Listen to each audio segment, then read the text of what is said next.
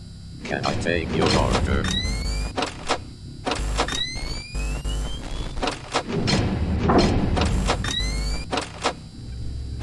Can I take your order?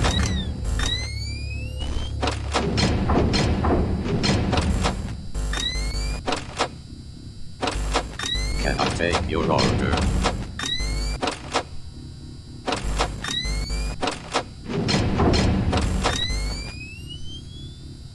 Can I take your order?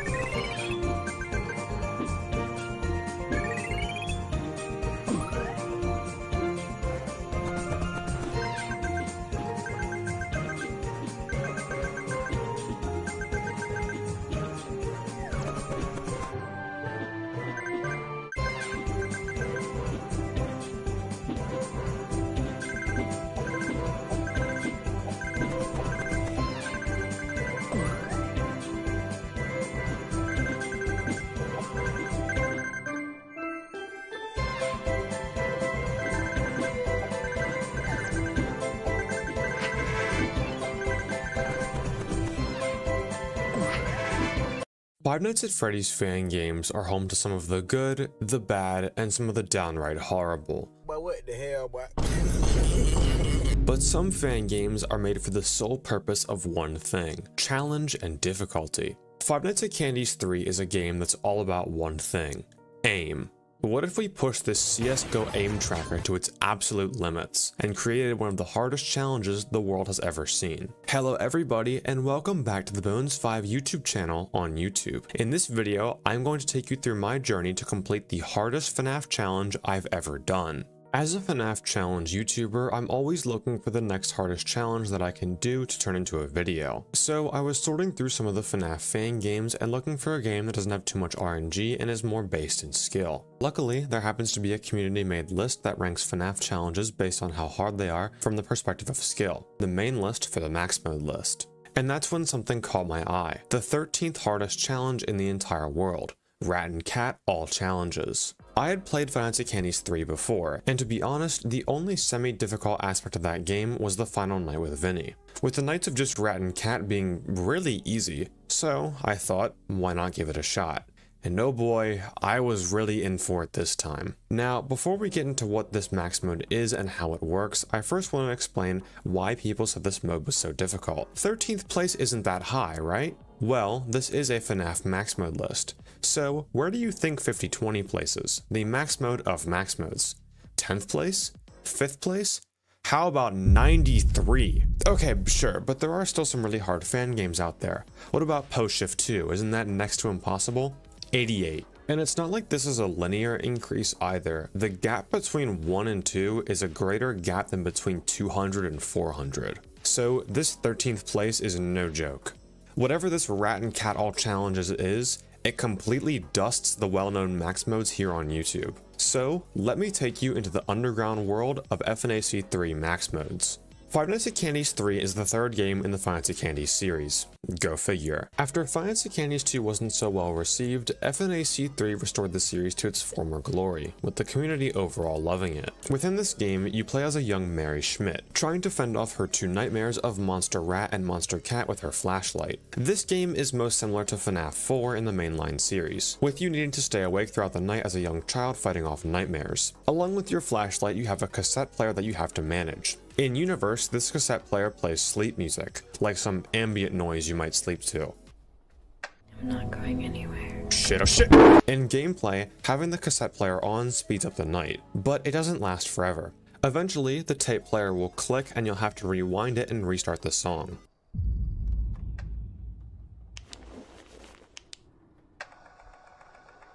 Now, let's talk about our two threats here. Rat is the main antagonist of this game. He can appear in one of three locations, those being the left door, the middle cabinet, or the right closet. Your job here is to stall him using your flashlight by flashing it in his eyes. Then he'll leave playing the funny sound effect.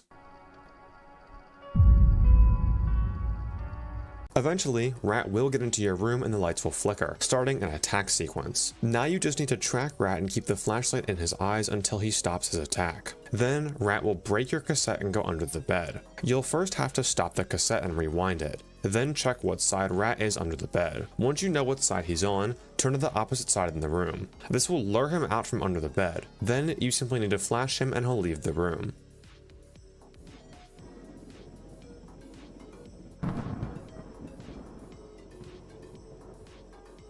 From here, you can keep playing the cassette and continue the night as normal.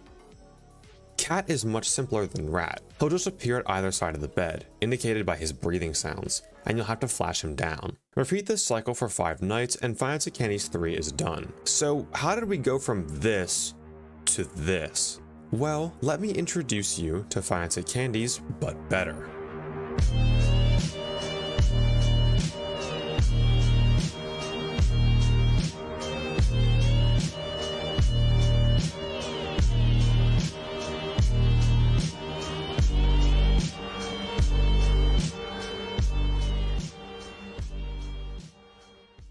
Five Nights at Candy's But Better is a series of mods for Five Nights at Candy's, made by developers Mr. Manatee and Nephirite. Rather than focusing on horror and being scary like the original Five Nights at Candy's games, Five Nights at Candy's But Better focuses on making, well, better gameplay. For example, a huge fault of FNAC 1 was that pretty much every animatronic except Blank was dealt with the exact same way. So in Final Fantasy Candy's 1 But Better, everyone was reworked to have new and unique mechanics. So how did Final Fantasy Candy's 3 But Better change the gameplay?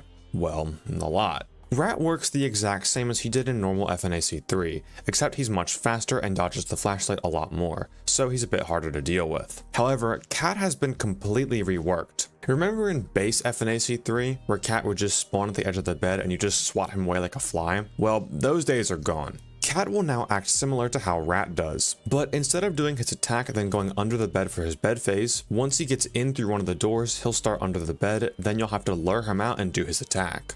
Now we have to deal with both Rat and Cat at the same time, and you can probably see how this becomes a problem. Now we're required to stall Rat at the doors when luring Cat out from the bed, as anytime Rat gets in the room when Cat is currently mid-attack, we lose. This creates a cycle that goes something like this. Stall Cat at the doors, then let Rat in and do his attack. Once Rat is under the bed, find what side he's on and go to the opposite side to lure him out. Clear him from the room, then Cat should enter your bed. Stall Rat at the doors, then look at what side Cat is on. Lure Cat out, then do his attack. Now just repeat this cycle. If that sounds pretty complicated, we're just getting started. Sure, dealing with this new buffed Rat and Cat can be pretty difficult, but how much harder can it get? Remember, this isn't just Rat and Cat, this is Rat and Cat all challenges. The game even gives like an ominous menu change when you add all the challenges on.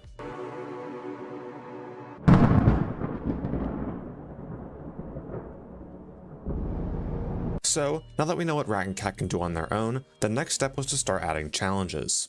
Normally, you can select Rat and Cat to either be on easy mode or hard mode. On easy, they'll twitch less, attack for less time, and overall just be, well, easier. But there's really a third difficulty here, and that's putting on the two challenges for Shadow Rat and Shadow Cat. These challenges not only make Rat and Cat faster, have longer attacks, and dodge more often, but they also change the entire cycle of the night. Shadow Cat will no longer appear at the doors before running into your room and camping under your bed. Instead, he instantly enters your room and never leaves the bed. He also now has two attack phases, one short one right after you lure him out from under the bed, and then a full-length attack right afterwards. Shadow Cat has a lot of RNG that we'll get more into later, but just so you know for now, Shadow Cat is much harder than Shadow Rat. Shadow Rat's core mechanics don't change, he just dodges and twitches more frequently now. Now, because Cat enters the bed immediately, the overall cycle of the night changes a bit. The moment the night starts, start up the tape player and look under the bed. Check which side Shadow Cat is on, then go to the same side that he's on. This seems like a stupid idea. Shouldn't you always go to the opposite side of where the bed animatronic is located? Well, if I were to do that, and Rat were to spawn anywhere except opposite of Cat, Rat would enter and I would lose.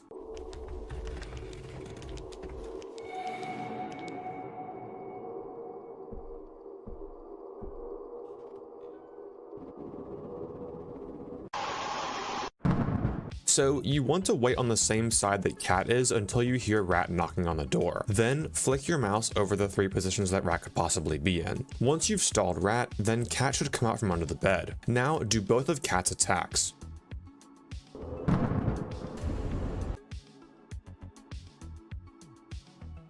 Once you've gotten rid of Cat, check wherever Rat is, but don't stall him. Remember that Cat never leaves the bed, so he starts waiting to come up the moment you finish his attack, meaning that stalling Rat for any amount of time will get you killed by Cat mid-attack. Now let Rat enter and do his attack. Go down to the tape player to stop and rewind it. Then check which side Rat is on. Cat will also be under the bed, but Rat will always come up before him. So if you see Cat, go to the same side that he's on. If you see Rat, go to the opposite side. Shadow Rat is much faster to kill in these bed phases if you can't snap to his head here. So here are some guidelines to show exactly where you can be considered on the opposite side of Rat and Cat when they're under the bed. It doesn't matter where you're facing, it's purely based on your mouse position. Once Rat leaves, start the tape back up, then go to the same side that Rat was on. Remember that Cat will always be opposite of Rat under the bed, so we're just going to lure Cat out of the bed, then stall Rat again to repeat this cycle. Now, repeat this for about 5 minutes, and you'll have beaten the night with Shadow Rat and Shadow Cat. Oh my god. Oof. Nice. Now we just have 3 more challenges to add. The next challenge is Classic Cat. Classic Cat is just cat from vanilla FNAC 3, so now we have to deal with rat, cat, and cat again, or Classic Cat. Classic Cat will start on either side of the bed and slowly creep up from the bed, playing breathing sounds once he's close.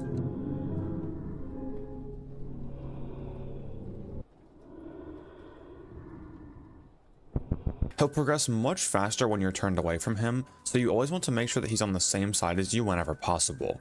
If you flash Classic Cat the whole way down on one side, he'll move to the other, and we can use this to our advantage. So with Classic Cat now active, we have to alter our cycle a little bit to make sure we can keep him at bay.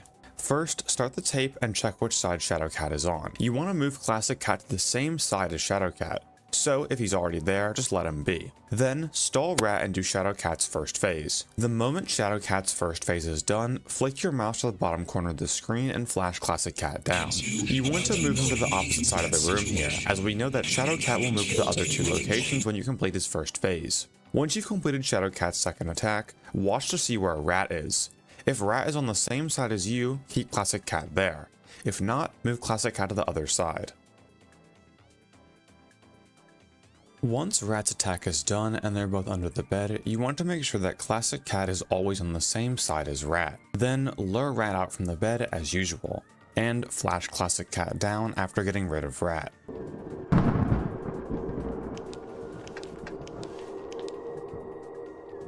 Then you can restart the tape player and repeat the cycle. As you can see, with only 3 animatronics, this night gets pretty complicated, but we still have 2 challenges left. The next challenge is Hard Cassette. Hard Cassette doesn't alter the cycle in any way, it just makes the tape player much more important. Now, the tape must be playing in order for you to stay awake. Once the tape player is stopped or rewinding, the screen will slowly fade and you'll fall asleep, causing an instant death. Falling asleep is never really a problem. Throughout all my attempts on this challenge, it never really mattered. However, Hard Cassette has a second buff, one that is much more important. With Hard Cassette on, playing the tape player will no longer speed up the time of the night. This takes the night length from roughly 4 minutes and 30 seconds to 8 whole minutes. Because this night length is so long, you'll need to stay consistent and control your nerves for much longer. However, even with all of the challenges that I've talked about so far, this mode would still only play 70, maybe 60 at best on the max mode list. There is one challenge that is so brutal, it strikes fear into the heart of anyone who has ever touched FNAC 3.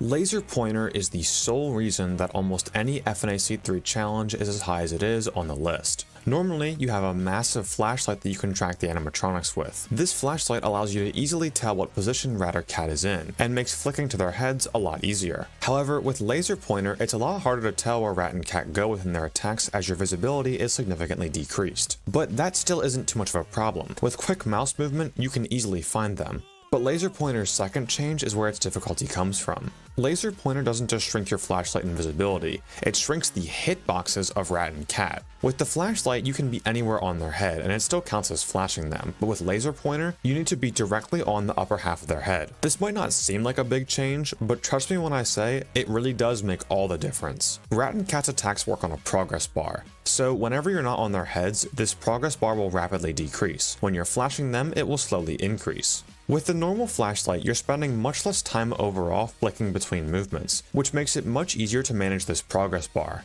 But with Laser Pointer on, you have to cover more distance between movements, and be much more accurate when you stop. If you're off by even a few pixels, that's enough time for that bar to rapidly drain and for you to lose the attack. I feel like now is a good time to mention the differences in the 3 locations for each attack: left, middle, and right. Rat and Cat can attack from any of these 3 positions in the room. On the left side, they're the furthest away from you. In the middle, they're a bit closer and cover more horizontal distance. and on the right, they're very close and move in a triangle pattern. The closer that rat and cat are, the smaller their hitbox is and the more you'll have to flick your mouse. So ideally, you get lucky and get as many spawns on the left as possible. But with any spawn in the middle or right side, you'll have to perfectly flick your mouse throughout the entire attack. Missing a single dodge from rat and cat will likely result in an instant death.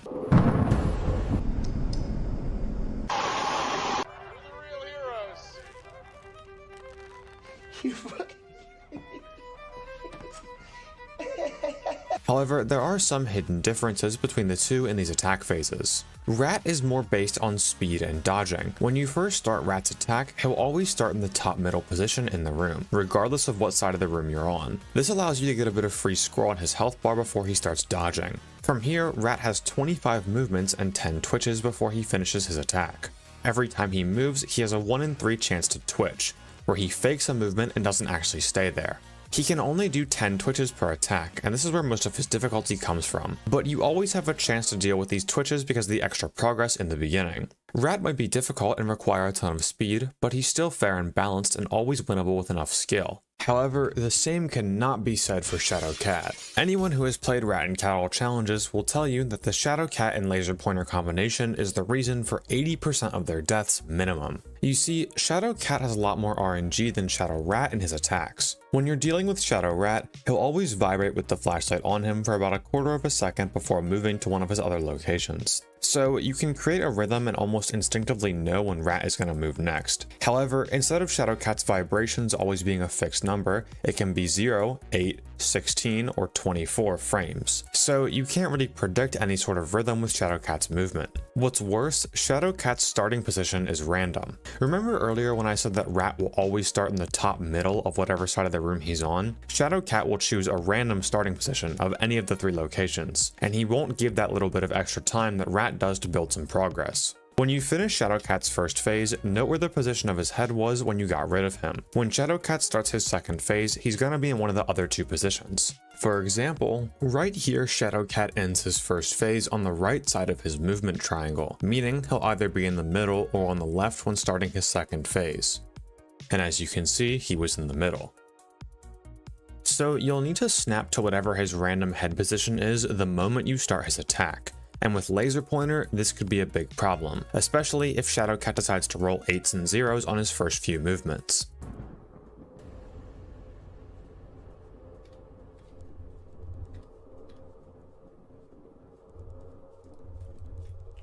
That is fucking bullshit, dude. There's one more thing I have to mention before I talk about my experience with this challenge, and that's the bedside stalling. You see, I mentioned before when talking about bed phases that whenever Rat enters the room when you're dealing with first phase Cat, you'll die. Well, in order to prevent this, you always have to make sure Shadow Cat leaves the bed at the right time. Shadow Cat makes a humming sound whenever he's active.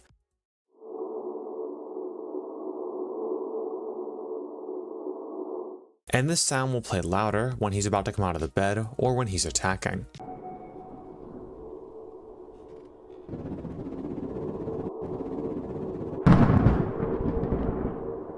So you can use this sound cue to gauge how close Shadow Cat is to coming out of the bed. The general guideline that I follow is you always want to be on Rat's head when this sound starts to get louder. So if the sound is still quiet and you're flashing Rat, you may want to take your cursor off of his head to stall him a bit. If you're too late to reach Rat's head, you'll have to do something called bedside manipulation, which I am not good at all.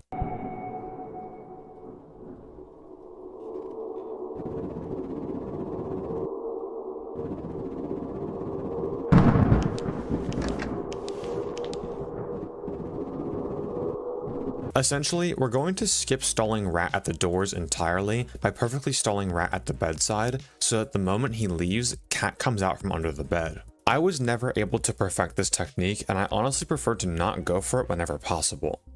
So, despite only having 3 animatronics, as you can see, Rat and Cat All Challenges is extremely complex, requires insane speed, timing, aim, precision, and nerve control. So, now that you know what this challenge is and why it's so difficult, how was I doing with it? Well,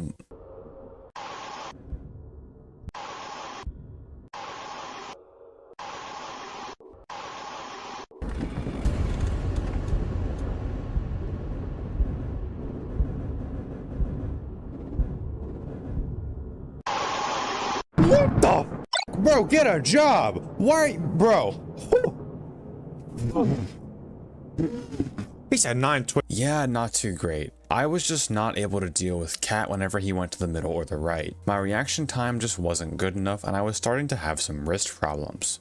I realized that it was really hard to practice Cat's attacks, because I'd have to do the whole starting sequence and have Cat move to the right or middle just to practice it. I needed a way to practice Cat so that I could get so consistent I would never lose on attack phases. Enter PXH Ghost, or as I like to call him, PXH Goat. PXH Ghost is a member of the Bones 5 Discord server, which you should totally join, but more importantly, this man is cracked at Click Team. So in about an hour or two, PXH developed the Rat and Cat practice mod. Now I could finally practice Cat's hardest positions, and get really consistent with Rat going right or mid. I figured that once I was able to get 3 right cats, then 3 mid cats in a row, I should be able to do it in game. When I was selectively practicing for Cat's hardest movements, I was able to finally notice what my weakness was. I'm right-handed, so for whatever reason, moving my wrist in this downward motion was always a bit uncomfortable to me. So whenever Cat was at the top of his movement triangle and decided to move to the bottom right, I would move way too slow and wouldn't be able to catch him. So I instead decided to use prediction movement. At this point, I had sunk in so many hours into this practice mod that I was comfortable snapping to Rat and Cat's hitboxes in complete darkness. So I began to try and predict when they would move. Take right side Rat here for example. If you're normally tracking Rat based on reaction, it's almost impossible to gain any progress back on the scorebar. But with prediction movement, you can. You see, if Rat was at the top, the moment he moves, I would instantly snap my cursor to his bottom left hitbox. This is a more comfortable movement for me, and if he happened to move in that same direction, his score bar would have no time to drain whatsoever, and I could gain back a bit of score. But if he did move to the right, no big deal. I would just snap my cursor to the right after seeing that he's not on the left. Not only did this prediction movement help in survivability, but it also allowed me to play much longer, as I wasn't doing the one movement that seemed to really kill my wrist. Once I started implementing this, I almost never lost to Rat, and I would only lose to Cat if I wasn't fast enough on his starting position. After many hours, I got my first run to 2 AM. Getting past the first few cycles in this night is huge, as Rat and Cat don't change at all in difficulty as the night goes on. So if you can survive one cycle, you can survive the entire night. When I got this 2 AM, I realized that I might actually have a chance at completing a top 15 mode. If I could do this, I'd be a legitimate max mode player, something I've wanted for a long time at this point. Though I was starting to get a bit stressed. At the time of recording this, I was about halfway through editing the Technical FNAF Iceberg Part 2 video, and I was really looking to get it done. If I neglected editing anymore, I might not have been able to get the video out when I wanted to. But if I took a break from Rat and Cat, I would lose skill in the mode. So I decided to give Rat and Cat all challenges one more day. If I failed here, I would take a break and pick it back up next week. I woke up and noticed something was a bit different today. I was finally getting consistent with the first few cycles. My average was no longer 12 AM, it was more like 1 to 2 AM. This was really motivating, as it showed that the hard part of this challenge was now over. It took me 3 days to get past the first cycle for the first time, and now I was winning cycles more often than I was losing them. With a personal best of an early 3 AM, I decided to hop in a VC with some of my homies in the Discord server. I figured that if I ran some attempts with people here, it could ease the boredom of the challenge a little bit, as I had been playing for a few days straight at this point. So I hopped in a call and started an attempt. Of course, I'm at the doctor's when Bones is in VC, bro. Something felt a bit different now. For some reason, I've always strangely been better at things when the pressure is at its absolute maximum. To quote Super Smash Bros. Melee legend PPMD, when pressure is at its absolute highest, the only thing you have to rely on is your muscle memory and practice. The most important thing when you are nervous, when you are watching people that have all the pressure on them, everyone's yelling, the most important thing that is going to kick in right then is your muscle memory. You're like overwhelmed, your brain is freaking out. The only thing that's going to save you is not necessarily a Hail Mary, it's not, there's nothing, you can't pause the match and say, hey, I need to take 5, gotta have a water break. You don't get that. What you get is whatever you have prepared to do. But I had practiced so much that it was over. I could not lose on attack phases anymore. No matter how much pressure was on me, my body would move without me even thinking about it.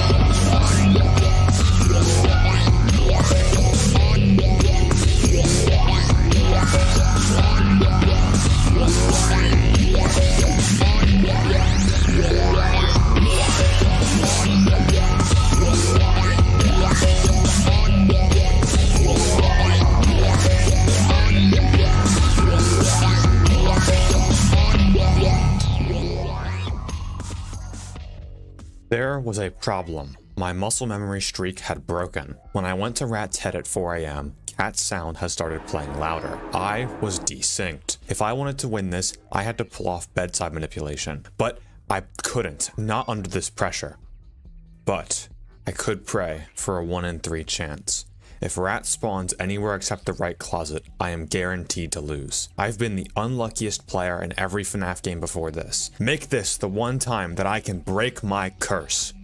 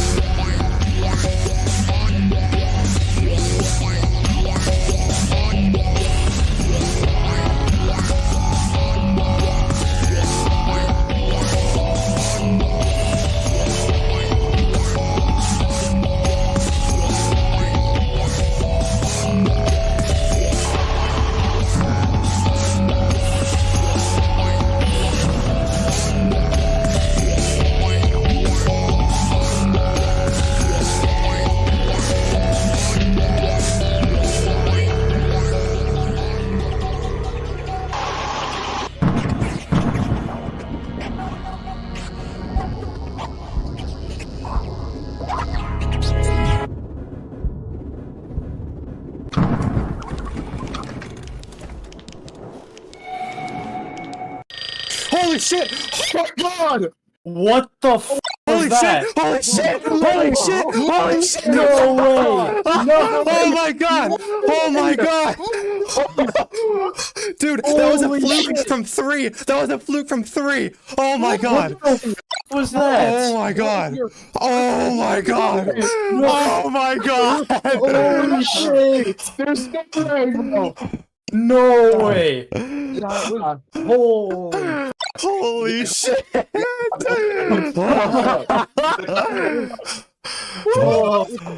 was first attempt too. Yeah, crazy. Oh my fucking god! Dude, I joined at the right time. What the hell? Crazy. I cannot even put into words how crazy this was. I managed to somehow fluke one of the hardest max modes in the world from 3 AM. I had never even gotten a quarter of the way through 3 AM before this run. Not only that, but I somehow got that lucky 1/3 chance to have rats spawn in the closet at 4 AM to save the run, and I honestly could not believe it. From 4 AM onward, I was uncontrollably shaking, my knee kept bouncing, I was a wreck, but I somehow pulled through. I wasn't just playing FNAF 2 1020 anymore, I had become an actual max mode list player, and I got to enjoy this victory with some of the homies in the voice call. Now, before I end the video, a few of you are probably asking, this or FNAF Lock, which is harder? For those who don't know, FNAF Lock is a challenge that I did previously, where I beat all of the max modes from FNAF 1 to 6 in a row without dying. Go watch that video after this one if you're interested. I would argue that Rat and Cat All Challenges is a harder max mode than FNAF Lock, but FNAF Lock requires learning a lot more and dealing with a lot more RNG.